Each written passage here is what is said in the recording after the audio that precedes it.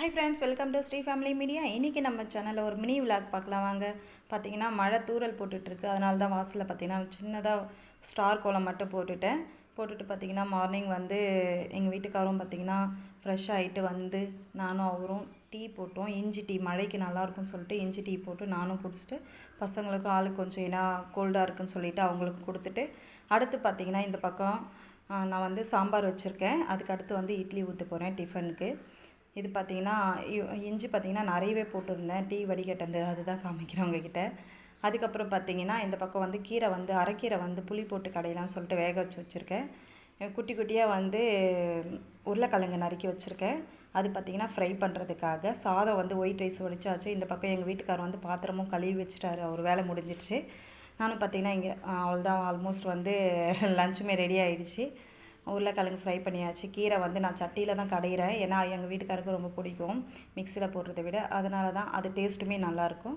அதுக்கடுத்து எண்ணெய் ஊற்றி கடுகு போட்டு கொஞ்சம் பெருங்காயத்தூள் போட்டு தாளித்து அந்த கீரையில் கொட்டிட வேண்டியது தான். செம்ம டேஸ்ட்டாக இருக்கும்.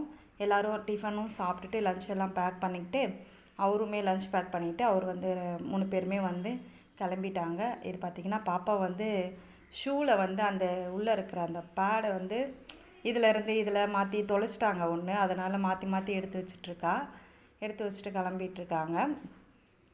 ஷூவெல்லாம் போட்டுட்டு இது பார்த்திங்கன்னா அப்படி இப்படி இருக்கும். இவங்க கிளம்புற வரைக்கும் இப்படி தான் இருக்கும் வீடு.